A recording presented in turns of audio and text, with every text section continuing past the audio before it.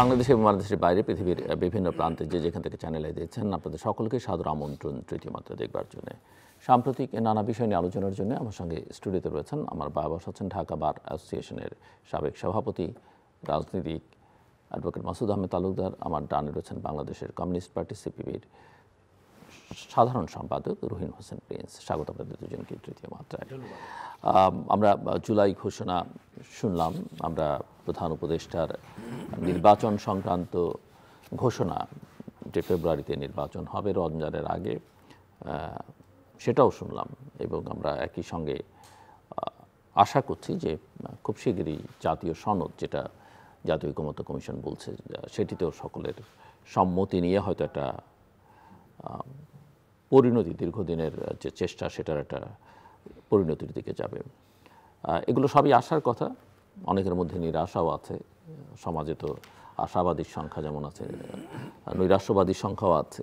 তো সব মিলে আপনারা কী দেখেন আসলে ফেব্রুয়ারিতে নির্বাচন, জাতীয় ঐকমত্য কিংবা জাতীয় জুলাই সনদ যেটা সংবিধানে সন্নিবেশিত করবার কথা, ইতিমধ্যেই কিছু কিছু দল তাদের মিশ্র প্রতিক্রিয়া ঘোষণা করেছে। এগুলোতে কেউ হতাশা প্রকাশ করেছেন, কেউ অত্যন্ত আশাবাদ ব্যক্ত করেছেন। অ্যাডভোকেট মাসুদ আহমেদ তালুকদার। জি, ধন্যবাদ আপনাকে এবং জনাব রুহিন হোসেন প্রিন্স এবং আমাদের বক্তব্য আপনারা যারা শুনছেন। দেখুন, 5 অগস্ট এই জুলাই ঘোষণা হয়েছে এবং সেখানে যে সমস্ত ঘোষণার মূল যে বিষয়গুলো আমরা দেখলাম সেটা নিয়ে এই সরকার এবং এই সরকারের করা কমিশন দীর্ঘদিন যাবৎ পরিশ্রম করে গেছে। কিন্তু আউটপুট যেটা আসলো সেটা থেকে আমি দেখে অনেক রাজনীতিবিদরা অনেকভাবে হতাশ, কিন্তু আমি ব্যক্তিগতভাবে হতাশ এই যে যেই উপস্থাপনা কালকে হয়েছে সেটার জন্য যে পরিমাণ সময় তারা নিয়েছে, সেই রকম একটা সময়ের প্রোডাকশন যদি এরকম হয়, এটা আসলেই দুঃখজনক আমার কাছে। আমি ব্যক্তিগতভাবে সেই জন্য একটু হতাশ হয়েছি আমি ব্যক্তিগতভাবে। কিন্তু এই ঘোষণা তারপরও হয়েছে অ্যাট লার্জ যদি আমরা বলি, তাহলে আমরা এইভাবে বলবো যে একটা জিনিসের একটা সাম আপ হয়েছে এবং এই জিনিসগুলো আনুষ্ঠানিকভাবে উপস্থাপিত হয়েছে এবং এটা হওয়ার প্রয়োজনও ছিল। এখন নির্বাচনের কথা আপনি বলেছেন, দেখেন নির্বাচন দীর্ঘদিন যাবৎ কাঙ্ক্ষিত। এ সরকারও যখন 5ই আগস্টের পরে স্বৈরাচারের পতন হয় এবং যখন এনারা ক্ষমতায় আসেন, তখনও মানুষের কিন্তু প্রত্যাশা ছিল এইরকম যে দেশে একটি গ্রহণযোগ্য নির্বাচন এই সরকার অনুষ্ঠান করবে।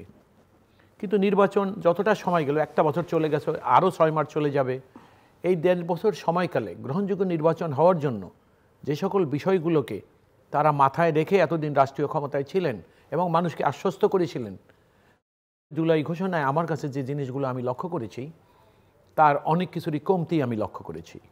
এবং যেই বিষয়গুলো উপস্থাপন তারা করেছেন তার উপরে আস্থা এনে একটা গ্রহণযোগ্য নির্বাচন দেওয়ার যে অজুহাত তারা উপস্থাপন করেছে যে এই কারণেই এই নির্বাচনটা বিলম্ব হয়েছে, সেটা সময় সাপেক্ষে যখন বিচার বিশ্লেষণ হবে তবে সেটা মানুষ খুব ভালোভাবে এটাকে গ্রহণ করবে বলে আমার মনে হয় না। কিন্তু আমি বলতেছি নির্বাচন এই কারণে হওয়া উচিত, কারণ নির্বাচন ছাড়া আর কোনো উপায় নাই। একটা নির্বাচিত সরকার লাগবে এবং এনারা যত তাড়াতাড়ি নির্বাচন দিবে মানুষের আকাঙ্ক্ষা তত তাড়াতাড়ি পূরণ হবে। এখন প্রশ্ন হলো, আজকে যারা রাষ্ট্রীয় ক্ষমতায় এবং যে স্টেট মেশিনারি ব্যবহার করে যে নির্বাচন তারা দিতে চায়, হয়তো দেখা যাবে 2-4 দিনের মধ্যে নির্বাচন কমিশন ইলেকশনের শিডিউল ঘোষণা করবে। যেই সময় আপনি দেখেন স্কেজুল ঘোষণা করবেন election commissioner, chief election commissioner 2 মাস আগে করবেন, হয়তো তারিখটা ঘোষণা করবেন না, হয়তো একটা নির্বাচনের তারিখ, কিন্তু শিডিউলটা দিবে পরে।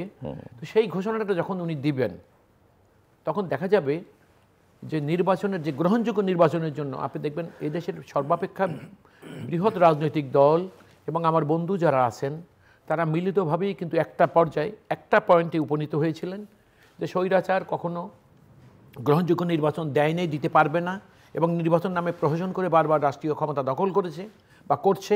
সে কারণে একটা গ্রহণযোগ্য নির্বাচন এদেশে অনুষ্ঠান করা, যেখানে মানুষ নিজে ভোট দিয়ে তার সরকার বানাবে।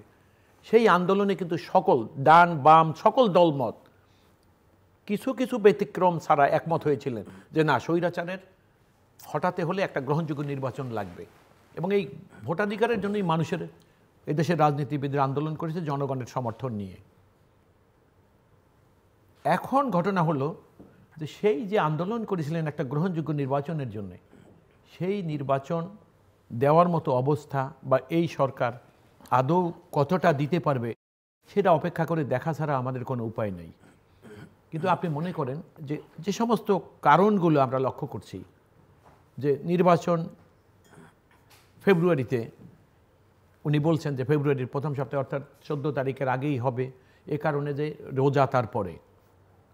তো এই সময় ইলেকশন কমিশন শিডিউল ঘোষণা করার পর যে সকল রাজনৈতিক দল এখন যারা আছেন তারা এই নির্বাচনটাকে কিভাবে তারা অংশগ্রহণ করবেন, আগামী গত যে সমস্ত নির্বাচনগুলো ছিল আপনি দেখবেন 1991 সনে নির্বাচন হয়েছে, সেখানে বিএনপি আওয়ামী লীগের বিরুদ্ধে সরাসরি নির্বাচন করেছে।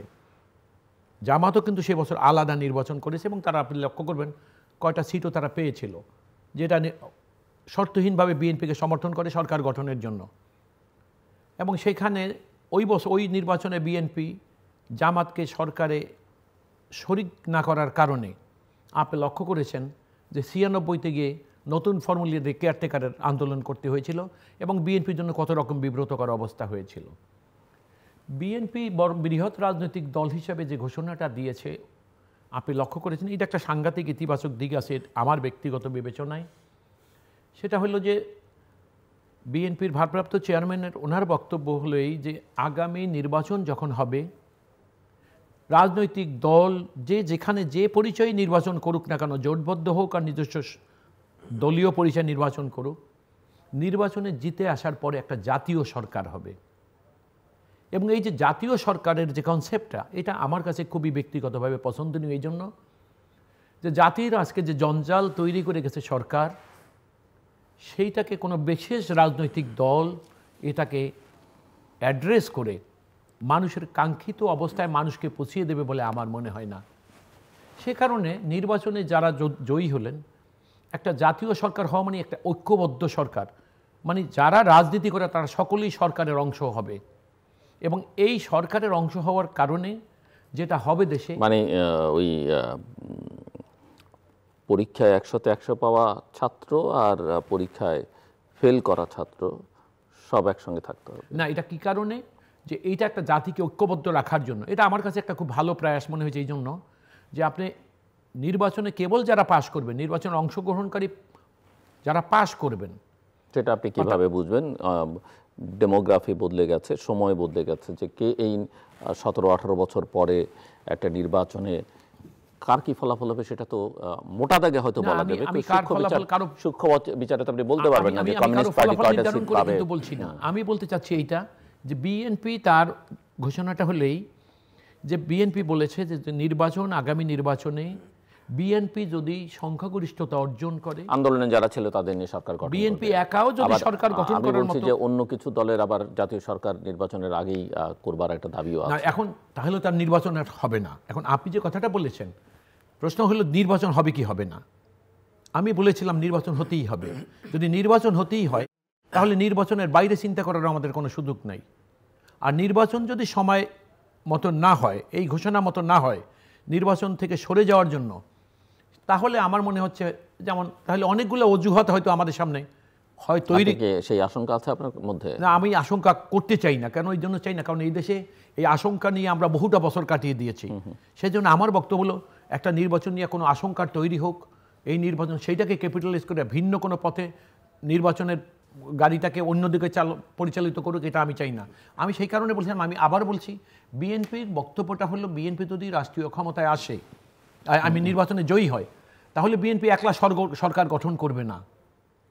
সেটা তো ধরেন পরের কথা, নির্বাচন হোক আগে তারপরে। আমি বলছি এইটা একটা, এই কনসেপ্টটা আমার কাছে পছন্দনীয় এই কারণে যে একটা ঐক্যবদ্ধ জাতি লাগবে। আপনি দেখেন কালকে জুলাই ঘোষণার পরে যে জিনিসটা হলো, ওদের বারবার প্রয়াসটাই ছিল এই যে দেশের মানুষ ঐক্যবদ্ধ থাকবে, কোনো বিভাজন হবে না। ওই অতীত স্বৈরাচার যেমন জনগণের মধ্যে একটা বিভাজিত জনগোষ্ঠী তৈরি করেছিলেন, এখানে ঐক্যবদ্ধ জনগণ থাকবে এবং দেশের সরকার হবে সকল জনগণের সরকার এবং সবাই মিলে রাষ্ট্রটাকে পুনর্গঠন করবে। সে কারণে এটার মূল মেসেজটা কিন্তু সেখানেই। এবং আপনি দেখবেন অংশগ্রহণকারী রাজনৈতিক দলরা তারা প্রত্যেকে কিন্তু স্ব অবস্থান থেকে এই কথাগুলোই বলেছেন যে আসলে আমরা সেটাই চাই, দেশটাকে পুনর্গঠন করতে চাই, এটার অর্থনীতি বিনির্মাণ করতে চাই, দেশের মানুষকে দ্বারা দেশটাকে শাসন করাতে চাই। এখানে কেউ কারো শত্রু না, কারো প্রতিপক্ষ হবে না। মিস্টার রহিন হোসেন প্রিন্স, যে বিষয় নিয়ে আমি আলোচনা শুরু করেছিলাম, বাংলাদেশের কমিউনিস্ট পার্টির প্রতিক্রিয়া এবং আপনার মতামত। ধন্যবাদ আপনাকে, মাসুদ ভাইকে ধন্যবাদ, যারা শুনছেন তাদেরকে শুভেচ্ছা জানাচ্ছি।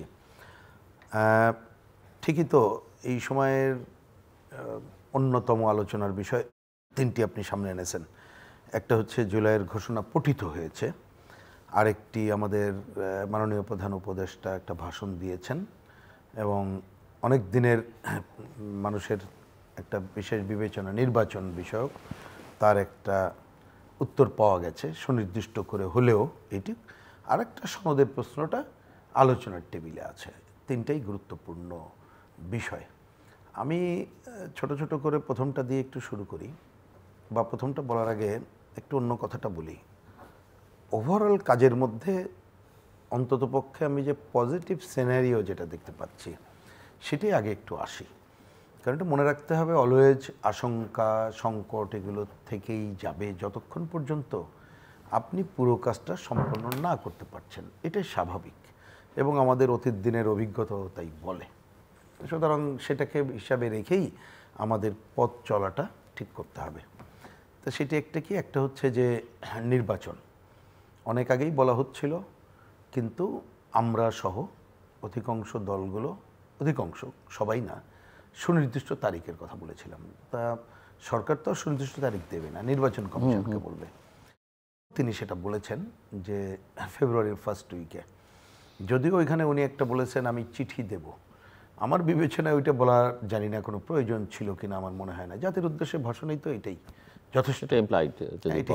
এবং আমি আজকে যতটুকু দেখতে পেলাম আমাদের নির্বাচন কমিশন ফার্স্ট উইকের কথা বলেছেন ফেব্রুয়ারি। তাহলে যদি আমি মনে করে থাকি তা ঠিকই আছে, এটা একটা বড় অগ্রগতি সুনির্দিষ্ট করা গেল। যদিও আমাদের দলের দিক থেকে বক্তব্য বরাবরই আমরা বলে আসছিলাম যে দ্রুততম সময় মানে এই বছরের মধ্যে আমরা নির্বাচন চাই এবং এই বছরের মধ্যে আমরা নির্বাচিত সরকার দেখতে চাই। তবু এটা একটা আমি কি বলবো পজিটিভ বলছি। দ্বিতীয়ত একটা জিনিস দেখবেন, এই যে আমরা ঘোষণাপত্র সনদ এসব নিয়ে আলোচনা অনেক দিন ধরে নানাভাবে আসছে, আসাটা স্বাভাবিক, কিন্তু একটা বড় জায়গায় কিন্তু আছে, সেইটার সলিউশন এখনও হয় নাই। সেটা কি, যে আলোচনাগুলো আমরা করব, সে ঘোষণাপত্র বলি এবং সনদ বলি, যদি সেটা ঐক্যমত্যের ভিত্তিতে হয় তাহলে এটা বাস্তবায়ন প্রক্রিয়াটা কি হবে। তা সে ব্যাপারে নানা দলের নানা মত, আমি সেদিকে যেতে চাই না। কিন্তু আমাদের দলের দিক থেকে পরিষ্কার করে যেটা অনেক দিন ধরে বলছিলাম এবং আরও কোনো দল বলেছে, যেটা মনে রাখতে হবে যে আমরা যদি একটা ঐক্যমত্যের ভিত্তিতে কতকগুলো কাজ মনে করি এখনই করা যায়, আইন পারমিট করে, সো সরকার করতে পারে, তাহলে তো কোনো সমস্যা নাই। কারণ যেহেতু সবাই বলতে এখানে অধিকাংশই বলতে হবে, কারণ যে রাজনৈতিক দলগুলো আলাপ আলোচনা করছে আমরা আবার 100% সবার প্রতিনিধিত্ব করি এমনটি আমি অন্তপক্ষে মনে করি না। তবুও ধরতে পারি মেজরিটি বা অধিকাংশ।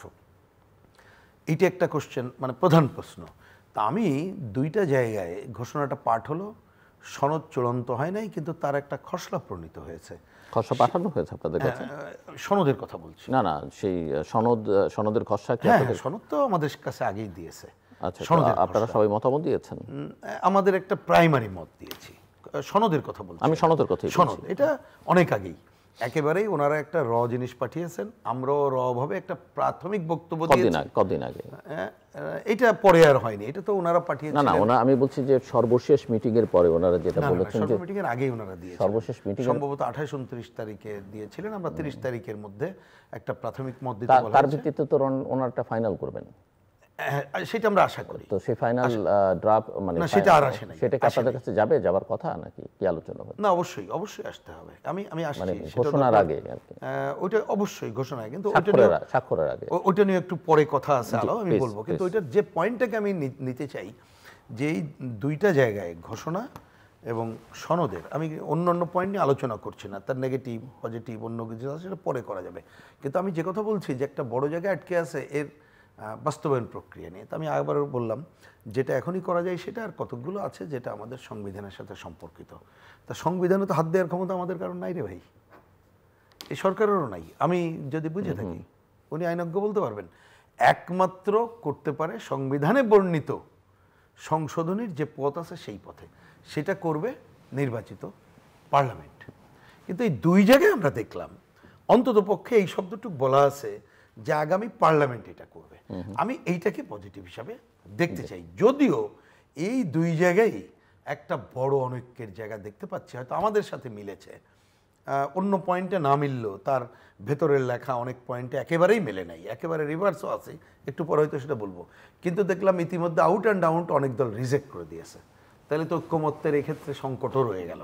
কিন্তু আমি বলছি অন্ততপক্ষে সরকারের দিক থেকে তাদের পজিশনটা দুই জায়গায় তারা প্লেস করতে পেরেছেন, সেটুকুকে আমি পজিটিভ হিসেবে দেখতে চাই।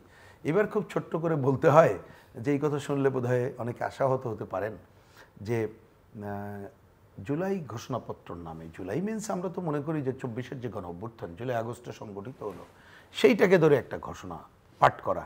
হ্যাঁ, সেইটা দেখেন যে এই আন্দোলনের অনেক সময় আগেও হতে পারে, পরেও হতে পারে, এটা স্বাভাবিক। যেমন 90-এ আমরা 3 জোটের রূপরেখার একটা করেছিলাম, আবার অনেক আন্দোলনের পরেও এটা হতে পারে, কিন্তু এটা দেরি যথাযথ হয়নি।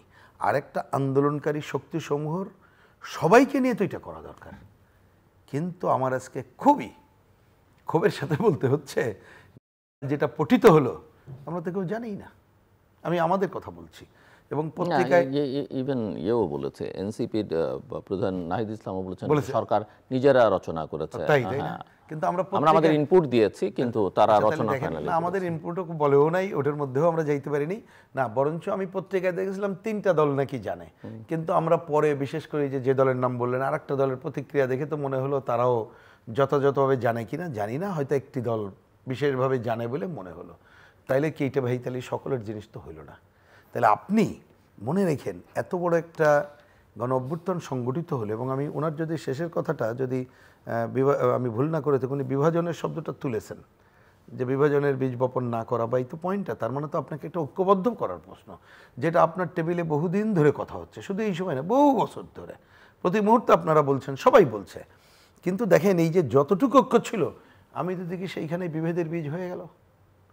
এবং এই করার ক্ষেত্রে আমাকে বলতে হচ্ছে যিনি পাঠ করছেন দায় তো ওনাকেই নিতে হবে, কারণ দায় তো ওনারই ছিল যে উনি সবার সাথে কথা বলবেন বা মিনিমাম খসড়া পাঠাবেন, মতামত নেবেন, গ্রহণ করা না করা উনি তো সেটা করেন নাই। তাহলে এইটা উনি না করে করছেন, সুতরাং আমি দেখি ইতিমধ্যে এইটা একটা আশাহতর জায়গায় চলে গেছে। আর ওইটা নিয়ে অনেক কথা বলা যায়, 28 পয়েন্ট, এটা নিয়ে আলোচনা করতে চাই না, এটা তো ঘন্টার পর ঘন্টা বলা যাবে। কিন্তু সিম্পল যদি দুইটা আমি কথা বলি, তাহলে দেখবেন যে কেউ সাধারণ ইতিহাসের ছাত্র দেখলেই বুঝবে যে এইখানে ইতিহাস যথাযথভাবে এটাকে তুলে ধরা হয় নাই, বরঞ্চ কিছু জায়গায় কেউ বলতে পারে বিকৃতি হয়েছে। আমি সেটাকে একটু ভদ্র ভাষায় বলি, অনেক ক্ষেত্রে দেখছি একপাক্ষিক রচনা হয়েছে। তো এইটা দিয়ে, এই কারণ আমরা যতটুকু একজন সাধারণ ছাত্র হিসেবে বুঝি, আপনি একটা ঘোষণাপত্র নামে কিছু করতে গেলে তার প্রত্যেকটা শব্দ বাক্য কিন্তু খুবই গুরুত্বপূর্ণ, এবং এটি হবে অল্পতে কনসাইজ করে নিয়ে আসা হবে। তা সেই জায়গায় আমরা এই জায়গাগুলোতে দেখলাম, তাহলে হলোটা কি আমি জানি না। ইতিমধ্যে এটা আশাহত হয়েছে এবং অনেকেই এর প্রাসঙ্গিকতা নিয়ে প্রশ্ন পর্যন্ত তুলেছেন। তাহলে এই একটা ঘটনা ঘটলো। এখন আমাকে যেমন কেউ জিজ্ঞেস করছিল, ভাই এখন কি হবে, আমি তো বলতে পারি না কি হবে, কারণ আমাদের তো জিজ্ঞাই করে নাই, যার জন্য গতকাল কিন্তু আমাদের আমন্ত্রণ জানানোর পরেও আমরা সেখানে যাওয়ার সুযোগ পাইনি, মানে যাইনি, কারণ ওইখানে যাবো কেন। আমাকে যখন মিডিয়া জিজ্ঞেস করলো, বলো ভাই আমি যেটা জানি না, বুঝি না, কোনো মতও দেইনি, সেইটা আমাদের সামনে পাঠ করলে আমরা তো এটার পার্ট হয়ে যাবে, তো আমি সাক্ষী গোপাল হইলাম। তা কমিউনিস্ট পার্টি তো সাক্ষী গোপাল হইতে পারে না। আমরা শুধু না, আমরা অনেক বামপন্থী প্রগতিশীল অনেক দল এখানে উপস্থিত ছিল না, এবং আমি দেখলাম অনেক উপস্থিত থেকে ওখানে ক্ষোভ প্রকাশ করছে। তো উপস্থিত থেকে ক্ষোভ প্রকাশ করার জন্য তো যাওয়াটা আমি প্রয়োজন মনে করি না আর কি। তার মানে এইটা শুরুতেই তার প্রাসঙ্গিকতা নিয়ে অন্যটা নিয়ে প্রশ্ন উঠেছে, যেটা আমরা আশা করি না। কিন্তু খুবই সহজ, ওই যে একটু আগে বললাম, মানুষ যখন জিজ্ঞেস করলো, তাই আমিও নিজে নিজে ভাবছি যে যখন একটা অন্তর্বর্তীকালীন প্রধান এটা পাঠ করলেন, তার তো কিছু করার নেই, হয়তো ভবিষ্যতে এটা কী হবে না হবে তার উপরেই হয়তো নির্ভর করবে। তাই এটা এইটুকুই দাঁড়িয়ে গেল। তার মানে আপনি একটা বড় প্রশ্নবোধক চিহ্ন হিসেবেই কিন্তু এই যে ঘোষণাপত্রের জায়গাটা করলো। কারণ আমি তো এটাকে পুরোটা তো পারবো না, তো কি করে করবো বলেন আপনি? এটা কি সম্ভব? বা আপনি অন্য কেউ সম্ভব? আমার কোনো সমর্থক কি এটা করতে পারবে? বা যেসব দল এটার সাথে না তারা কি করতে পারবে আমার জানা নেই। আবার একটা পাঠ করার পরে নতুন কি করে আবার করার সম্ভাবনা আছে, তাও তো আমি দেখি না। বরঞ্চ তাহলে এই সলিউশনটা কি হবে? এখন সেই সলিউশনটা আমার জানা নেই, যে এই সলিউশনটা যেটা আমরা আকাঙ্ক্ষা করেছিলাম সেই আকাঙ্ক্ষাটা অ্যাকচুয়ালি বাস্তবায়ন হলো না। কিন্তু আমি ভাষণের ওই জায়গাটুকু দেখতে চাই, যদিও ভাষণে আমরা খুশি হতাম উনি, কারণ এটা জানেন, দেখেন একটা সরকার 1 বছর হয়ে গেল, এখনও তো মানুষের মধ্যে স্বস্তি ফিরিয়ে আনতে পারলেন না। আমরা জানি মানুষের মধ্যে এরকম অনেক কথা বলা যাবে 1 বছরে, আমি সেই দিকে গেলাম না। দেখলাম ওনার জোর পড়ে গেল সেই বন্দর নিয়ে, সেই বঙ্গোপসাগর নিয়ে, অমুক নিয়ে, যেটাকে আমার দীর্ঘদিন ধরে কথা বলছিলাম, এটা ওনার এখতিয়ারের মধ্যেও নাই। এবং এটা আমার ভূ রাজনীতি এমনভাবে জড়িত যেখানে অনির্বাচিত সরকার হাত দেওয়াই উচিত না। বরঞ্চ একটা নির্বাচিত সরকার হলেও তাকে জনগণকে আস্থায় না নিয়ে এইখানে কোনো কিছু করা যাবে না। কারণ আগের যে কোনো সময়ের তুলনায় একটা কঠিন অবস্থার মধ্যে আছি আমরা, জানা জিনিস। কিন্তু এটা মনে হলো অনেক কিছু প্রভোকেশনের মধ্যে নিয়ে এসে অনেকে যে প্রশ্ন করতে চাইছেন যে আপনি কার এজেন্ডা বাস্তবায়ন করতে চান? আপনি যখন জনগণের স্বস্তি নিয়ে বেশি কথা বলেন না, আপনি যখন এই ক্ষমতায় থাকা অবস্থায় শ্রমিকের ন্যূনতম মজুরি নিয়ে কথা বলেন না, আপনি যখন কৃষকের যে উৎপাদন ঠিক রেখে কিভাবে চলবে সেইটা নিয়ে মাথা ঘামান না, আপনি সংস্কারের এত আলোচনা করেন কিন্তু সেই আলোচনার মধ্যে শিক্ষা থাকে না, কৃষি থাকে না, সাধারণ মানুষ থাকে না, তাহলে হবেটা কি? তাহলে কার স্বার্থ রক্ষা করছেন? কিন্তু আপনি জোর দিচ্ছেন ওই জায়গায়। জোরটা কেন পড়লো না? যে আমার আজকে তথ্য বলছে বাংলাদেশে 4 জনের 1 জন বহুমাত্রিক দারিদ্র্যের শিকার। তাহলে আমরা আসি কোথায়? আমরা দেখছি অর্থনীতিতে যে পরিমাণ বেকারত্ব হয়েছে, তার মধ্যে নারীদের যে অবস্থা, এবং আরও মানে আমাদের যারা ব্যবসায়ী তারা কোনো স্বস্তিতে নেই এবং খাদ্য নিরাপত্তার ঝুঁকিতে বাংলাদেশ শীর্ষ পাচ্ছে। তাহলে এই জায়গা, তাহলে সেইটা কথা নেই। আপনি কেন সেখানে বঙ্গোপসাগর নিয়ে আসছেন? তাহলে কি আপনি ভূ রাজনৈতিক অন্য কোনো উদ্দেশ্য এখানে আছে? এই প্রশ্নগুলো সামনে এনে যেটাকে আমরা পজিটিভভাবে ভাববো সেটা ভাবার কোনো সুযোগ আমরা পাচ্ছি না, বরঞ্চ আমাদেরকে রিভিজিট করতে হচ্ছে এর থেকে কিভাবে উত্তরণ ঘটাবো। অ্যাডভোকেট মাসুদ আহমেদ তালুকদার। জি দেখুন, এই যে ঘোষণা আমি যেটা দেখলাম পত্রিকায়, টেলিভিশনেও আমি শুনেছি, 28টা দফা, 28। আপনি প্রত্যেকটা দফা আমি অতটা বিচার বিশ্লেষণ করে আমি দেখতে পারিনি, কিন্তু মানে অ্যাট এ গ্লান্স আমার কাছে যেটা মনে হয়েছে, প্রত্যেকটা দফা আপনি ইন্ডিভিজুয়ালি একটু দেখবেন যে এমন কোনো গুরুত্বপূর্ণ কোনো কিছু তার মধ্যে লক্ষণীয় না। এখন এই ঘোষণাটাই আপনি দেখবেন, এই ঘোষণার মধ্যেই বলা হয়েছে যে এটা যেমন একটা দল ইতিমধ্যে নাকচ হয়েছে এবং তারা বলেছে যে এইগুলো সংবিধানের প্রিয়াম্বলে থাকতে হবে, এবং সেইটা নিয়ে কোনো কথা বলে নাই। তারা বলছে এইটার আইনি কাঠামো দিতে হবে এখনই। এখন দেখেন, এই সরকারের আইন করার তো কোনো ক্ষমতা নাই। এই সরকার কি করতে পারে? অ্যাট বেস্ট রাষ্ট্রপতিকে দিয়ে অর্ডিন্যান্স করাতে পারে। তাহলে এটাকে আইনের রূপ দিতে হলে সর্বপ্রথম কি দরকার? আইনসভা দরকার। আর সেই কারণেই তো নির্বাচন দরকার, একটা সংসদ দরকার। সংসদ না হলে আপনি আইন কিভাবে হবে? আর আইন, এই উপলব্ধিবোধ বা এই ঘোষণা যেটাই আমরা বলি না কেন, এটার আইনি কাঠামো কিভাবে দিবে তারা? সেই জন্য এখন কেবলমাত্র এই জুলাই ঘোষণা আমার কাছে প্রস্তাবনা মনে হয়েছে। এবং এই প্রস্তাবনাগুলোকে কি করবেন দেখেন, আগামী সরকার কি ধরন হবে। আমি একটু আগে যে কথাটা আমি বললাম যে বিএনপি একটা উপস্থাপনা দিয়েছে যে নির্বাচনে অংশগ্রহণকারী রাজনৈতিক দল এবং নির্বাচনে যারা জয়ী হবে তাদের প্রত্যেককে নিয়ে যদি বিএনপি রাষ্ট্র ক্ষমতা গঠন করার মতো পর্যায়ে যায় তাহলে তারা জাতীয় সরকার করবে। এখন দেখেন, এই অপশনটাই যদি না থাকে, এই অপশন যদি বাস্তবায়ন না হয়, তাহলে আপনি দেখেন এই যেটা বলছে ওনারা, যে জুলাই ঘোষণা যেটাকে আইনি রূপ দিতে হবে, সংবিধানে সন্নিবেশিত করতে হবে। আমি আর একটা জিনিস দেখেছি যেটা আমাকে আহত করেছে, সেটা হলেই সংবিধান নতুন করে লেখার সময় ওই সরকারের প্রতি অনুরোধ থাকবে তারা যেন এই জিনিসগুলো সংবিধানে সন্নিবেশিত করে। তাহলে আপনি একটা জিনিস দেখেন, যেটা সবচেয়ে সংবিধানে নতুন করে লেখা হবে, কথাটাকে খুব ক্ষীণভাবে একটা জায়গায় বলে গেছে তারা, কিন্তু এটা খুব দুঃখজনক। সংবিধান ক্ষীণভাবে লেখা হবে না, সংবিধান একটা দেশের আছে। এবং আপনি দেখবেন উনি শুরুই করছে, ওনার প্রথম দফার মধ্যে উনি বলেছে যে 26শে মার্চ স্বাধীনতা ঘোষণার মাধ্যমে, এবং আমাদের দেশের সংবিধান যেটা 1972 সনে রচিত, সেই সংবিধান কিন্তু আপনি লক্ষ্য করবেন যে স্বাধীনতার ওই ঘোষণার থেকেই কিন্তু শুরু হয়েছে, এবং এর পরবর্তী সময় এই স্বাধীনতাই কিন্তু ছিল মূল সোর্স অফ আওয়ার কনস্টিটিউশন। তো সেইখানে এবং দেখবেন প্রিয়াম্বলে সেই কথাগুলো চলেও আসছে। আমার বক্তব্য হলো সংযোজন করা। সংবিধান তো আর এমন কোনো বিষয় না, এটা ওই যে আমাদের কি বলবো কোনো ধর্মগ্রন্থ না কারো যে এটাকে আমরা অ্যামেন্ড করতে পারবো না। সংবিধান অ্যামেন্ডমেন্ট করবে, এবং সংবিধান সকল সরকার প্রত্যেকটা কন্টিনিউয়াসলি তারা কিন্তু অ্যামেন্ডমেন্ট করে গেছে।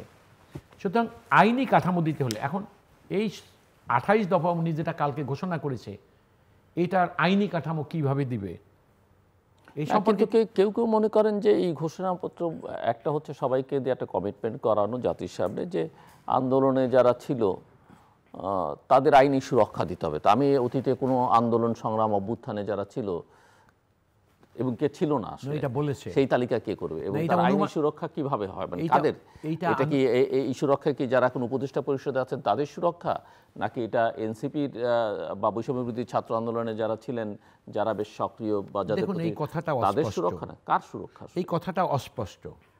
যারা আন্দোলন করেছে, বিএনপির নামে কয়েক লক্ষ নাশকতার মামলা আছে, তাহলে রাজনৈতিকভাবে তারা হয়রানি হয়েছে না?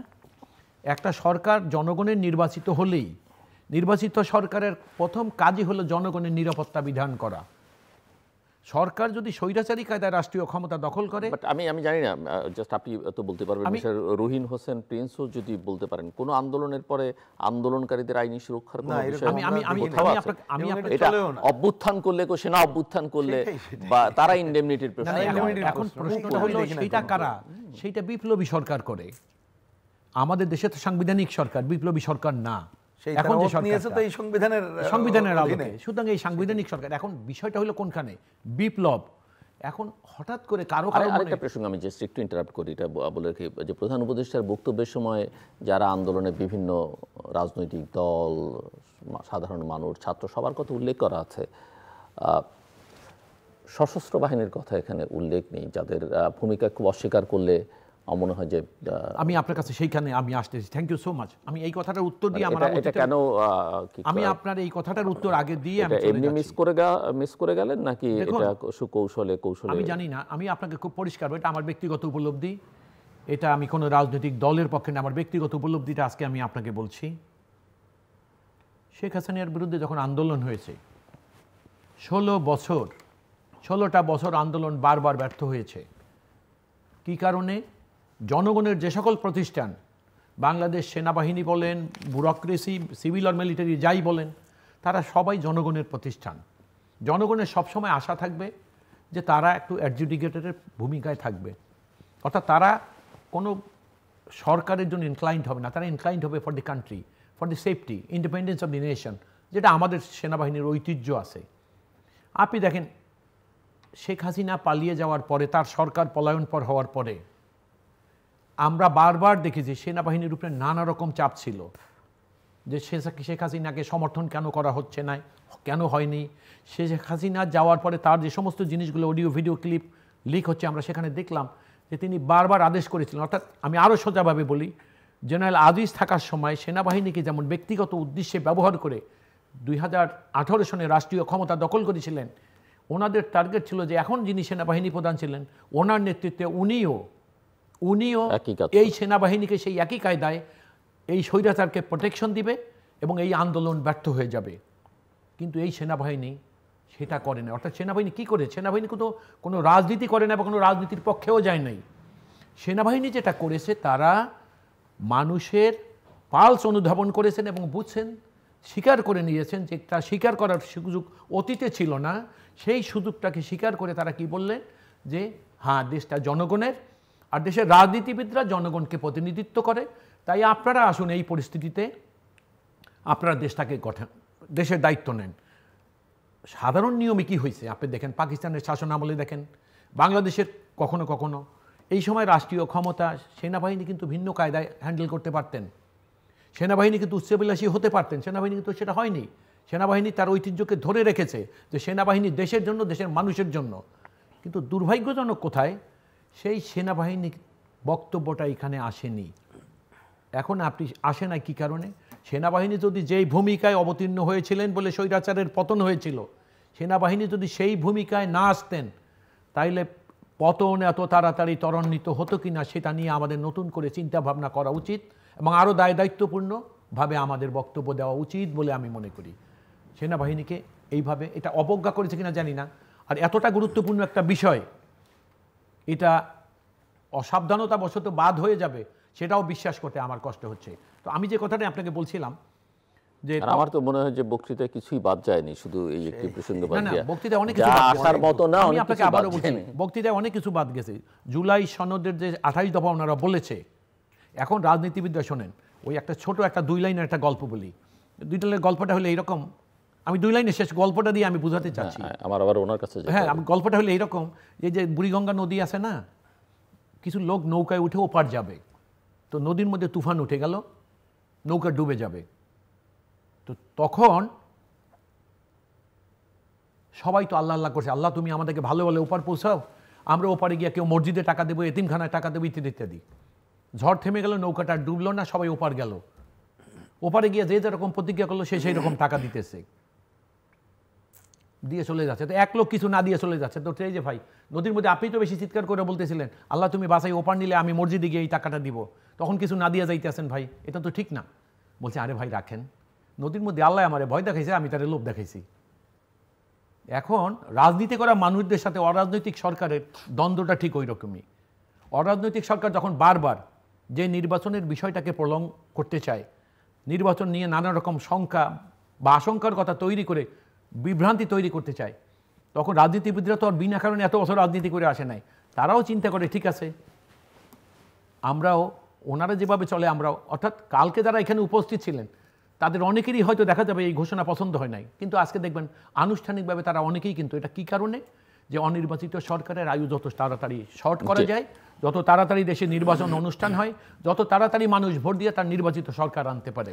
সো মিস্টার রহিম হোসেন প্রিন্স ঘোষণা নিয়ে মিশ্র প্রতিক্রিয়া, কিন্তু সবাই মোটামুটিভাবে অ্যাকসেপ্ট করে নিচ্ছেন। এটি আমি আমার পারসেপশন তাই। আসলে নির্বাচনের ঘোষণা যেটা বক্তৃতার মাধ্যমে এসেছে জাতির উদ্দেশ্যে দেওয়া ভাষণে, সেটাও মোটামুটিভাবে সবাই, অনেকে বেশি খুশি, অনেকে কম খুশি, বাট সবাই খুশি। থার্ড হচ্ছে জুলাই সনদ বা জাতীয় সনদ, সেটার নিয়ে কি দেখেন আসলে পরিণতিটিকে? আর আমি সেনাবাহিনীর প্রসঙ্গটা টানলাম যে বক্তৃতার মধ্যে সেটা কেন আসলো না, সেটা কি ইচ্ছে করে নাকি ভুল অনাবধানতাবশত? না, আমি একটা ছোট ছোট করে বলি। প্রথমে সন্তানের শেষে বলি, একটা আসলে সেনাবাহিনী পার্ট, এটা উনি কেন আনেন না উনি বলতে পারবেন। আমি তো এখন দেখা সাক্ষাৎ ওনার সাথে না, অন্য টিমের যখন দেখা হয় তখন তো শুনি একটা ড্রাফট নাকি অনেকবার ধরে করেন। তার অনেকবার ধরে করলে তো কোনোটা ভুল হওয়ার কথা না, নিশ্চয়ই উনি একটা ওনার বিবেচনাটা করেছেন, এই জন্যে আমি সেইভাবে ভাবি।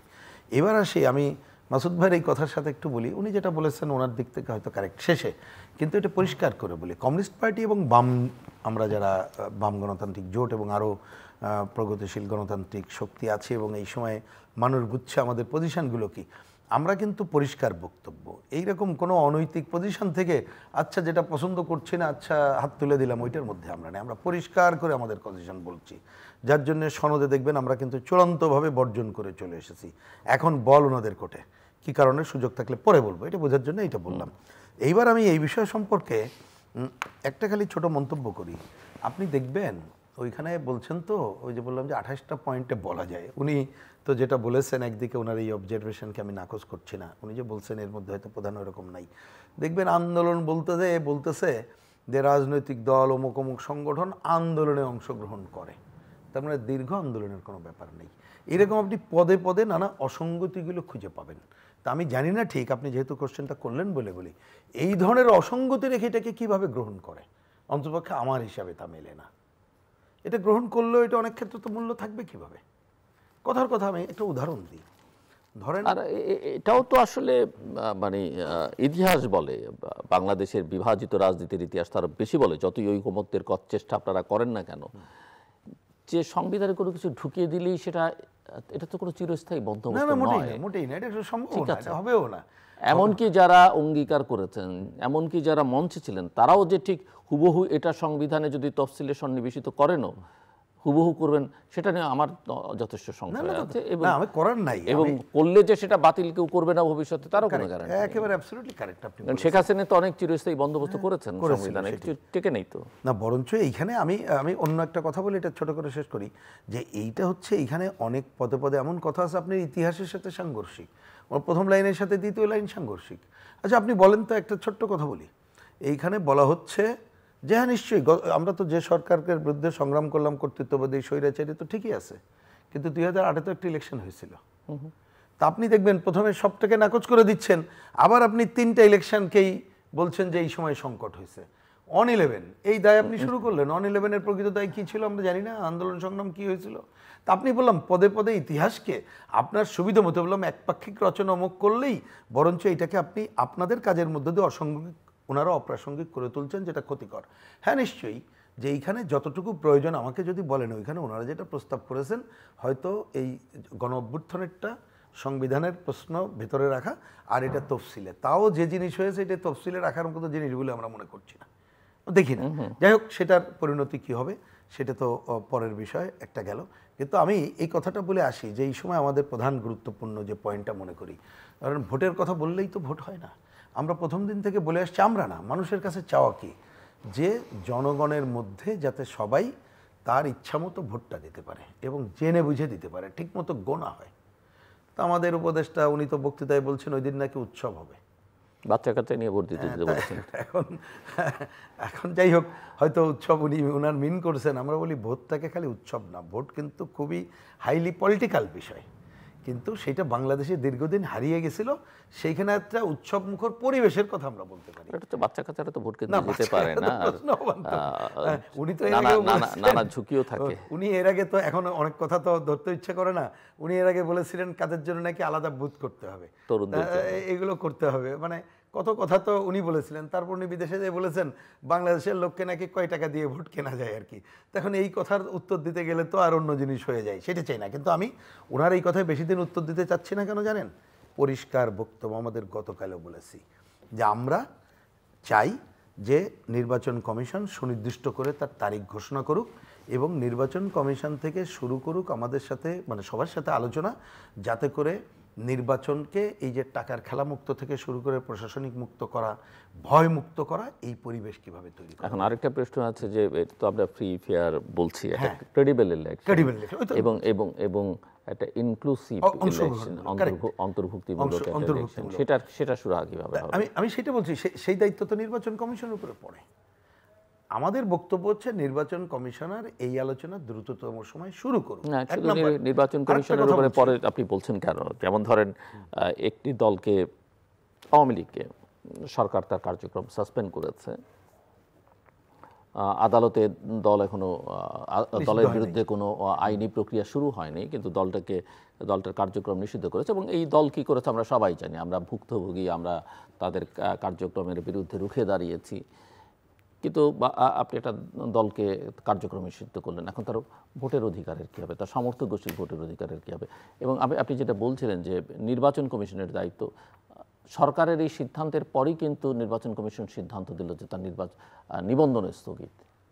আপনার স্মরণ আছে না? নিবন্ধন স্থগিত থাকে মানেই তো আর এই দল নির্বাচন কমিশনকেই তো উদ্যোগী ভূমিকা নিতে সরকারকে বলতে হবে যে যেহেতু আইনি প্রক্রিয়া অমুক জায়গায় দেখছি না, কিভাবে করবেন এটা দেখেন। কারণ আপনি যদি অন্তর্ভুক্তিমূলকের কথা তো আমরা দীর্ঘদিন ধরে বলে আসছি, সেটা না হলে তো আরেক ধরনের সংকট হবে। আমি বলছি যে এই ধরনের যে কার্যক্রম, আওয়ামী লীগ যে অপরাধ এবং পাপ করেছে সেটার যদি আবার পুনরাবৃত্তি অন্যরা করে, তাহলে ভালোটা শুরু হবে কোত্থেকে? আমার প্রশ্নটা হচ্ছে সেটা।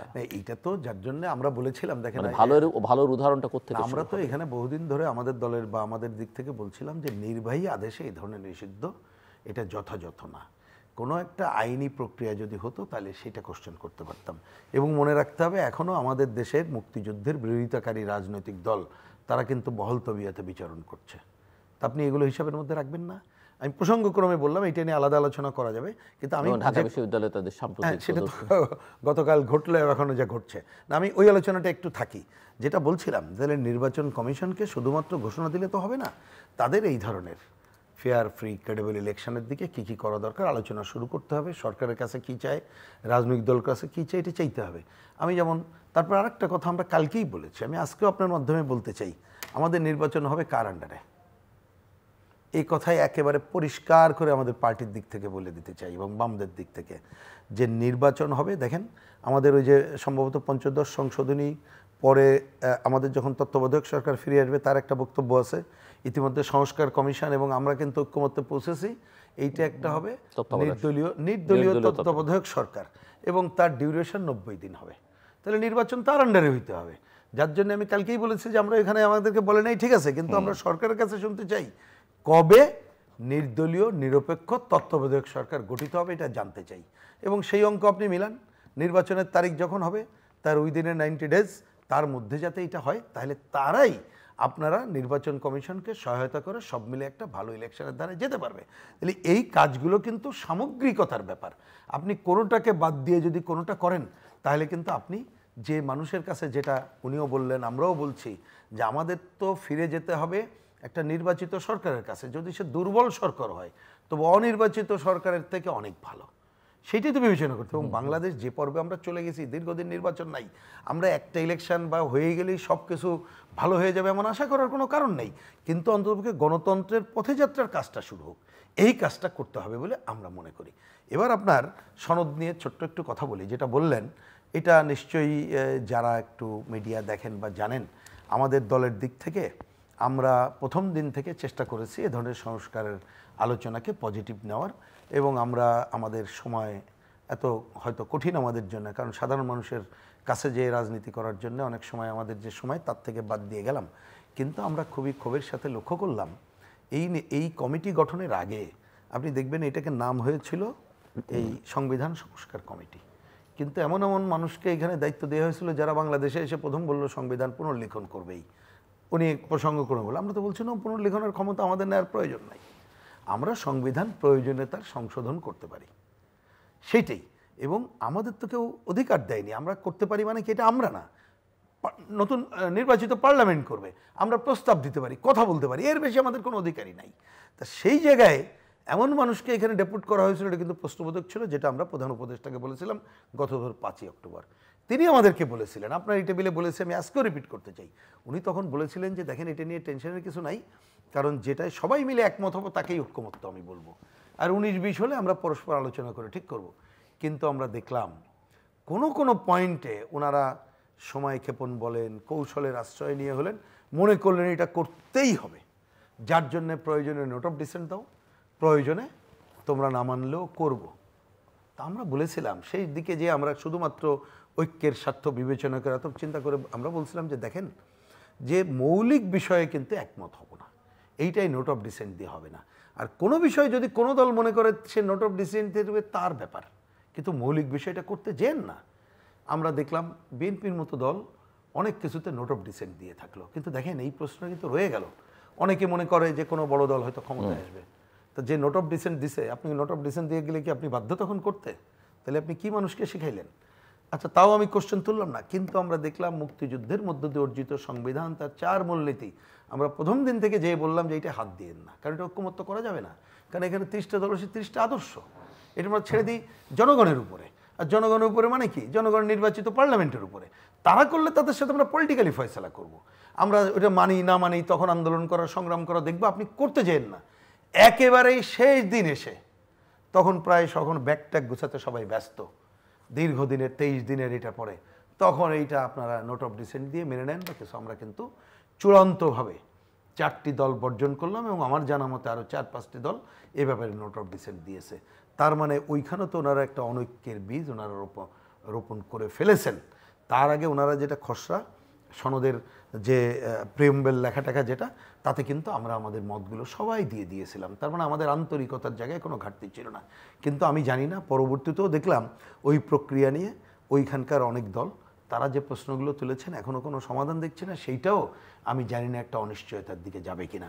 কিন্তু যতটুকু এগিয়েছিলাম আমরা, সেই জায়গাতেও আমরা একটা সংকট দেখলাম। কিন্তু আমি থার্ড আর একটা পয়েন্ট বলে এই ব্যাপারে থামি, সেটা হচ্ছে আমি মনে করি যেহেতু ইলেকশনের এই প্রশ্নগুলো আসবে, ইলেকশনের প্রশ্ন আপনার জন্য শেষবারের মতো আচ্ছা থাকলে তখন আমি ইলেকশন না এবারই শেষ করে আচ্ছা তাহলে এটা শেষ করে দিই, হাতে যা সময় আছে একটা দুই কথা 1 মিনিট লাগবে, আপনি শেষ করেন। আমরা নির্বাচন নিয়ে আমরা আরেকটা পয়েন্ট মনে করি সেটাও একটা বলি, কারণ আলটিমেটলি আমি মনে করি অন্য যে আলোচনা করছি নির্বাচনের যাত্রায় যেটা গেছে এই পথে আমাদের যেতে হবে, কোনো অপশক্তি যাতে এটা ঠেকাতে না পারে তার জন্য আমাকে সবাইকে সোচ্চার হইতে হবে এবং রাজনৈতিক দলগুলোকে আমরা আহ্বান জানাবো, আমরা আলোচনা করবো হয়তো দ্রুততম সময়ে, কারণ সরকার এবং এর আগে নির্বাচন কমিশনার বলেছিলাম যে আমাদের রাজনৈতিক দল হিসেবে কর্তব্য কি বলেন, দরকার হলে যদি ধরেন আইন শৃঙ্খলা অনেক কিছু কোশ্চেন আসে যেটাকে ধরে নির্বাচন ডিলে করার যদি কেউ চেষ্টা করে আমার জন্য এটা ডিলে করা যাবে না, দরকার নেই, আমরা রাজনৈতিক দলগুলো আমরা বসতে পারি, আমরা কিন্তু আমাদের নিজেরাই আমাদের আচরণবিধি ঠিক করতে পারি, ভালো নির্বাচনের জন্য আচরণ আমরা কী করব, আমাদের বিহেভিয়ার প্যাটার্ন কী হবে, কীভাবে জনগণের ভোটাধিকার নিশ্চিত করার জন্য আমার মানে করণীয় এটা করব। আমি তো আহ্বান জানাই যদি নির্বাচন কমিশন আমাদেরকে ডাকে এবং এই রাজনৈতিক দল মিলে করতে হয় আমাদের দলের দিকে কোনো আপত্তি থাকবে না, বা আমরাও উদ্যোগী ভূমিকা নেব যাতে করে রাজনৈতিক দলগুলো বসে আমরা এরকম একটা আচরণবিধি যাতে প্রণয়ন করতে পারি যাতে জনগণ তার ভোটাধিকার প্রয়োগের জন্য নিশ্চিত করতে পারি, এইটার মধ্য দিয়েই আমরা আমাদের নির্বাচনের কাজের দিকে আগাই যেতে পারি, কারণ এই মুহূর্তেই বড় স্লোগান হওয়া দরকার, এই মুহূর্তে দরকার জনগণের প্রত্যক্ষ ভোটে নির্বাচিত সরকার। অনেকগুলো কথা আর কি, তারপর আমি ছোট ছোট করে উত্তর দিয়ে যাই। প্রথম কথা হলো নির্বাচন কমিশন কখনো এদেশে মানে যেটা আপনি স্কিপ করতে পারেন স্কিপ করুন, কারণ খুব বেশি সময় নেই। নির্বাচন কমিশন গ্রহণযোগ্য নির্বাচন দেওয়ার কোনো যোগ্যতাই রাখে না। হ্যাঁ, নির্বাচন কমিশন কি পারে? নির্বাচন কমিশন অতীতের রেকর্ড বলে যে তারা সরকারের যখন তল্পিবহ হয়ে গেছে তখন তারা বারবার কেবলমাত্র বিতর্কিত নির্বাচনই তারা উপহার দিয়েছে। আর আমাদের সমাজে একটা সবচেয়ে বড় দুঃখজনক কথা হলো এই ভালো কথা বলা এবং ভালো কাজ এই দুইটা একসাথে জানি কেন চলতে পারছে না। খুব সুন্দর সুন্দর কথা বলে এবং সেই অনুসারে মানুষের মধ্যে স্বপ্ন তৈরি হয়, কিন্তু দেখা গেলে কাজ করার সময় ওই সুন্দর কথাগুলো যেটা এক সময় বলে গেছিল কেউ বা কেউ সেই কথাগুলো আর বাস্তবে গিয়ে রূপ নেয় না। এখন একটা অনির্বাচিত সরকার রাষ্ট্রীয় ক্ষমতায়, আগামী নির্বাচন এদের অধীনেই হতে হবে, এরা ছাড়া নতুন কারো অধীনে নির্বাচন হওয়ার কোনো সুযোগ নাই, অর্থাৎ এই সরকারকেই নির্বাচন দিয়ে যেতে হবে। এবং এটা টাইম অ্যান্ড অ্যাগেন তারা আটারলিও বলে গেছে যে আমরা তো অন্তর্বর্তীকালীন সরকারই, যদিও তাদের বিরুদ্ধে অভিযোগ আছে যে তারা পার্টিজান, তাদের বিরুদ্ধে এই কথাও বলা আছে কেউ কাউকে আনুকূল্য। এই সরকার গত 1 বছর এগুলো কি বলার এগুলো সত্য না সত্য বাস্তবতা এগুলো তো আমাদের সকলের কাছে পরিষ্কার। এটা কি জন্য সেই কারণেই আমি আপনার পরের কথাটা শুনলে বুঝবেন। কোনো রাজনৈতিক দল মনে করেছিল এই জুলাই সনদ বলেন অথবা জুলাই ঘোষণা বলেন এর মধ্যে দেখা যাবে যে পার্টিকুলারাইজ করে কোনো রাজনৈতিক দল সম্পর্কে কিছু কথা এখানে চলে আসবে, সেটা কিন্তু আসেনি। আমি বরং ওনাকে ধন্যবাদ দেবো এখানে এই কারণে যে যেটা আমি লক্ষ্য করেছি সেখানে যে গত স্বৈরাচারের 16 বছরের শাসনামলে রাজনৈতিক দল সম্পর্কে তিনি বলেছেন যে তারা আন্দোলন করেছে, নিপীড়িত হয়েছে এবং তারা এই স্বৈরাচারের বিরুদ্ধে অনাস্থা দিয়েছে, সেই কথাটাকে তিনি যত ছোট আকারই হোক এটা নিয়ে আসছেন, এটা আমার কাছে ভালো লেগেছে। এখন আমার বক্তব্য হলো যে আগামী নির্বাচন যেটা শিডিউল ঘোষণা হয়েছে হবে, সেই অনুসারে নির্বাচন হওয়াটা খুব জরুরি। এই সরকারকেও মনে রাখতে হবে দিনে দিনে কিন্তু পরিস্থিতি খুব নাজুক হয়ে যাচ্ছে। মনে রাখবেন কেউ যদি কোনো অবস্থায় কোনো কিছু অনুমান করে মনে করে যে না আমরা যা ভাবছি তাই বাস্তবায়ন করা খুবই সহজ, তাহলে হয়তোবা যদি কেউ সময়ের থেকে যদি বেরিয়ে যায় তাহলে মনে রাখবেন যে আসল অবস্থান অর্থাৎ সেদিন অনুশোচনা করা ছাড়া আর কিছু থাকবে না। সেই কারো জীবনে বা এই সরকারের জীবনে অনুশোচনা আসার আগে তারা যেন যেভাবে ওয়াদাবদ্ধ এখন সেই কাজগুলো করে যায়। এবং আমি এটা খুব পরিষ্কার ভাষায় আপনাদেরকে বলে দিতে চাই যে সকল রাজনৈতিক দলের একটা মনে রাখতে হবে এখন যে যেভাবেই হোক না কেন একটা গ্রহণযোগ্য নির্বাচন আসতে হবে এখানে। আর রাজনীতিবিদরা এখন যে এনারা বারবার এই কথাগুলো বলে, এই কথাটা আমার খুব অপছন্দ। আজকে আপনি যা কথা বলে গেছেন পরবর্তী প্রেক্ষিত আপনার এই কথা রক্ষা করার জন্য আপনাকে সুযোগ নাও দিতে পারে, তাহলে ঐক্যমত্য কেমনে থাকবেন? মনে করেন আজকে মনে করতেছি আমরা আগামী নির্বাচন হলে এক্স দল রাষ্ট্রীয় ক্ষমতায় আসবে, দেখা গেল রাষ্ট্রীয় ক্ষমতায় এক্স আসলো না ওয়াই আসলো, এবং তখন দেখা গেল যে আজকে যারা একমত হয়েছেন তারা রাষ্ট্রীয় ক্ষমতায় নাই, যারা তারা দ্বিমত পোষণ করেছেন রাষ্ট্রীয় ক্ষমতায় তারা গেলেন। তাহলে হলো কি, আপনি যে ঐক্যমত তৈরি করলেন এবং যেটাকে একটা কনসেনসাসের বেশিতে পরবর্তীতে আইনি কাঠামো দিবেন বা আইনি রূপ দিবেন অথবা নতুন আইন তৈরি করে তার ভিত্তি স্থাপন করবেন, দেখা গেল আপনি তো এখান থেকে যে কথাগুলো বলে চলে গেলেন ওখানে গিয়ে তো সেই ঐক্য আমরা ধরে রাখতে পারলাম না। তাহলে বিষয়টা হলো সেই জন্যই রাজনৈতিক দলকে এত নাজুক বা এত দুর্বল ভাবাটা ঠিক না। দেশটা আগামী নির্বাচন, দেশের আইন বলেন, আইনে এই জুলাই বিপ্লব, জুলাই সনদ এবং এই স্বৈরাচার আন্দোলনে যার যা ভূমিকা, সংবিধানের যে সমস্ত নতুন নতুন জিনিস সংযোজন করা প্রয়োজন হবে সেই জিনিসগুলো নির্বাচিত সরকারের। কারণ এই সরকার যদি গ্যারান্টি দিয়ে যেতে পারে যে পরবর্তী নির্বাচিত সরকার জনগণের নির্বাচিত সরকার হবে, জনগণের ভোটে নির্বাচিত হবে, তাহলে ওই তাদের প্রতি যাদেরকে উনি দায়িত্ব দিয়ে নিশ্চিন্ত হয়ে চলে যেতে চাচ্ছেন, সঙ্গে সঙ্গে আবার তাদের প্রতি অনাস্থা দেখাবার কোনো সুযোগ এই সরকারের নেই। যে কারণে আস্থা আনলে আস্থা রেখেই যেতে হবে, বিশ্বস্ত আচরণ করতে হবে তাদের প্রতিও। এবং এটা নিশ্চিত যে আগামী নির্বাচন, সুতরাং এখন আমাদের বক্তব্য হলো এই যে 31 দফা, আমি একটু না বলে পারছি না, আমরা কেন আগে ঘোষণা করেছিলাম? এই দল বিএনপি কেন করেছিল? আগে করেছিল এই কারণে যে এই দফাটা আমরা ক্ষমতায় এসে আরবিট্রেরিলি আমরা বাস্তবায়ন করব না, আমরা মানুষের কাছে ছেড়ে দিব। মানুষ এটা সম্পর্কে বিচার বিশ্লেষণ করার পর যদি গ্রহণযোগ্য নির্বাচন হয় এবং তখন যদি বিএনপিকে এই 31 দফা গ্রহণ করে ভোট দেয়, তাহলে বিএনপির উপরে এই বাস্তবায়ন করার সুযোগ আছে। আপনি দেখবেন 2008 সনের নির্বাচনে যুদ্ধ অপরাধীর বিচার করবে, এই কথা কিন্তু আওয়ামী লীগের নির্বাচনের ম্যানিফেস্টোতে ছিল না। তারা যখন 8 তারিখে এবং এই 2008-এর নির্বাচনটাকে যে যাই বলেন, আমি অত্যন্ত দুঃখের সঙ্গে বলবো প্রফেসর ইউনূস 2008 সম্পর্কে কিছুই বলেন নাই, অথচ আমাদের দেশে স্বৈরাচারের জন্ম দেওয়ার জন্য 2008-এর নির্বাচনটাই ছিল মূল। কারণ 2008-এ যারা নির্বাচন কমিশনে ছিলেন আমি তাদেরকে চিনি, একজন মারা গেছেন, এখন একজন জীবিত বহাল তবিয়াতে আছেন। 2008-এই প্রথম ভোট কেটে বাক্সে ঢুকিয়ে শেষ করতে হবে এই স্বৈরাচার আওয়ামী লীগকে রাষ্ট্রীয় ক্ষমতায় বসানো হয়েছিল। আর তখনই কিন্তু এই স্বৈরাচারের গোড়াপত্তন হয়। তারপরে তারা 2014 নির্বাচন বলেন, 2018 বলেন, 2024 যে নির্বাচন ওইগুলা। সুতরাং 2008-এর নির্বাচনও এদেশে মানুষের ভোট ছাড়া সরকার হয়েছিল, কিন্তু সেই কথাগুলো কেউ বলছে না। কেন বলছে না আমি জানি না। আমার শেষ কথাটা আমি এইভাবে দেখুন, এই সরকার তার সবচেয়ে বড় দায়িত্ব এখন কারো প্রতি আনুকূল্য দেখানো নয়। এই সরকারের সবচেয়ে বড় দায়িত্ব হলো গ্রহণযোগ্য নির্বাচন দিয়ে তারা খুব সহসা ক্ষমতা ত্যাগ করে নির্বাচিত সরকারের কাছে ক্ষমতা অর্পণ করে তারা সসম্মানে চলে যাবে। অনুষ্ঠানের শেষ প্রান্তে আমরা সামাজিক যোগাযোগ মাধ্যম ফেসবুক, এক্স এবং ইউটিউবে তৃতীয় মাত্রা লাইভ স্ট্রিম হচ্ছে, আপনারা দেখতে পারেন। টেলিভিশনের পর্দায় দেখতে না পারলে যে কোনো সময় যে কোনো স্থান থেকে ইউটিউবে তৃতীয় মাত্রা চ্যানেলটি সাবস্ক্রাইব করে পর্ব বা পুরোনো পর্বগুলো আপনারা দেখতে পারেন। মিস্টার রুহিন হোসেন প্রিন্স এবং অ্যাডভোকেট মাসুদ আহমেদ তালুকদার অসংখ্য ধন্যবাদ এই আলোচনা অংশ নেওয়ার জন্য। দর্শক, ডিসেম্বর আর ফেব্রুয়ারির মধ্যে তেমন কোনো পার্থক্য নেই, সবাই মোটামুটি খুশি যে প্রধান উপদেষ্টা নির্বাচনের একটা সময় বেঁধে দিয়েছেন এবং তিনি মনে করেন যে এখন নির্বাচনই হচ্ছে জাতির জন্য সবচেয়ে বড় কাজ।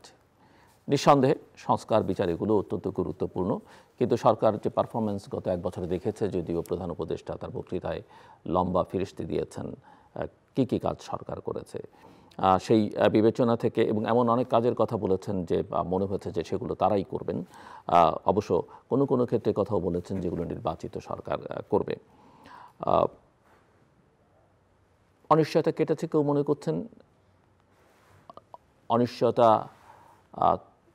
আছে, এরকম পরিস্থিতিও আছে এবং আশঙ্কা করবার মতো বা সংকট তৈরি করবার মতো বিষয় আসেও কিন্তু এখনও নিষ্পত্তি হয়নি।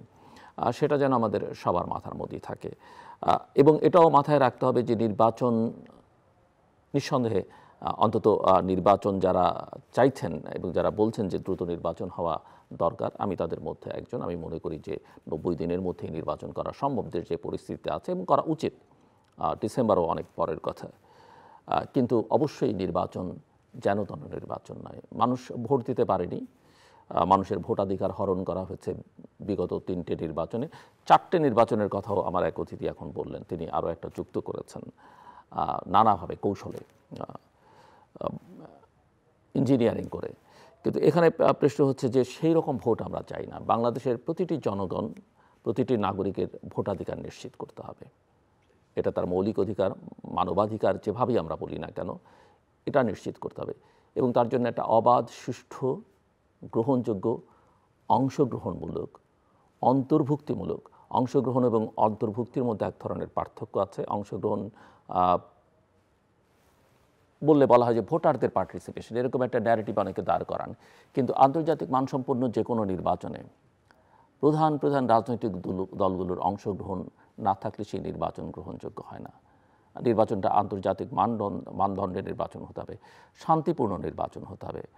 অনেকে আশঙ্কা করছেন এই নির্বাচনকে কেন্দ্র করে যারাই অংশ নিক বা না নিক এক ধরনের সন্ত্রাসী কার্যক্রম বা ভায়োলেন্সের আশঙ্কা আছে। সেরকম পরিস্থিতি মধ্যে নির্বাচন করা যাবে না। কিন্তু এই বিষয়গুলো নিশ্চিত করতে হবে এবং সেটা কিন্তু অতীতের বাংলাদেশের উদাহরণ বলে নিশ্চিত করা সম্ভব। তার জন্য পলিটিক্যাল উইল বা রাজনৈতিক সদিচ্ছা থাকা দরকার। এখন সরকারে তো যারা আছেন তারা তো আর রাজনৈতিক দলের নয়, রাজনীতিবিদ নন, তো তাদের আবার রাজনৈতিক সদিচ্ছা কি? রাষ্ট্র পরিচালনাটা রাজনৈতিক বিষয় এবং তারা পলিটিক্সে থাকুন কিংবা না থাকুক, এই কাজটা একটা পলিটিক্যাল কাজ। কাজেই তাদের মনস্তত্ত্বে সেটা প্রবেশ করতে হবে। যে যাই বলুন না কেন, এখনো পর্যন্ত সরকারের যে সক্ষমতা আমরা দেখেছি একটা ভালো নির্বাচন করবার জন্য, যে বিষয়গুলো যদি প্রধান উপদেষ্টা বলেছেন আইন শৃঙ্খলা পরিস্থিতির উন্নতি হয়েছে। কিছুদিন আগেই তিনি বলছিলেন যে এখন নির্বাচন হলে ভোটের বাক্স ছিনতাই হয়ে যাবে, আইন শৃঙ্খলা রক্ষাকারী বাহিনী প্রস্তুত নয়।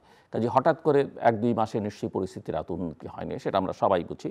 কিন্তু সেটা উন্নতি করা সম্ভব। আমি অনেকবার আলোচনা করবার চেষ্টা করেছি আমার অতিথিদের নিয়ে যে ভোটের তারিখ ঘোষণার পরে কিন্তু এটা সম্ভব। কিন্তু ভোটের তারিখ ঘোষণায় কিন্তু যথেষ্ট নয়, তার জন্য সরকারের নিরপেক্ষতাও প্রমাণ করতে হবে। কেউ কেউ বলতে পারেন যে সরকার নিরপেক্ষ, কিন্তু এখনও সরকারের নিরপেক্ষতা প্রমাণ করবার জন্যে যথেষ্ট কঠিন পরীক্ষায় কঠিন পদক্ষেপ নিতে হবে। এই জায়গাগুলো অ্যাড্রেস না করে আসলে বাংলাদেশে ভালো নির্বাচন করা সম্ভব নয়। এবং সে কারণে এই প্রসঙ্গটাও আসছে যে নির্বাচনটা হতে হবে একটা নির্দলীয় নিরপেক্ষ তত্ত্বাবধায়ক সরকারের অধীনে। কারণ তত্ত্বাবধায়ক সরকারের যে বিধান প্রায় ফিরে এসছে আদালতের মাধ্যমে, এবং জাতীয় ঐকমত্য কমিশনেও আমাদের রাজনৈতিক দলগুলোর মধ্যে যে ঐকমত্য, সেটিও তত্ত্বাবধায়ক সরকারের পক্ষে। কাজে এই সরকারকে একটা নির্দলীয় নিরপেক্ষ তত্ত্বাবধায়ক সরকার বলতে বাংলাদেশের সংবিধানে যে বিধান ছিল সেটা কী রকমের ছিল আমরা সবাই কম বেশি জানি। কাজে সেই জায়গায় ফেরত যেতে হবে।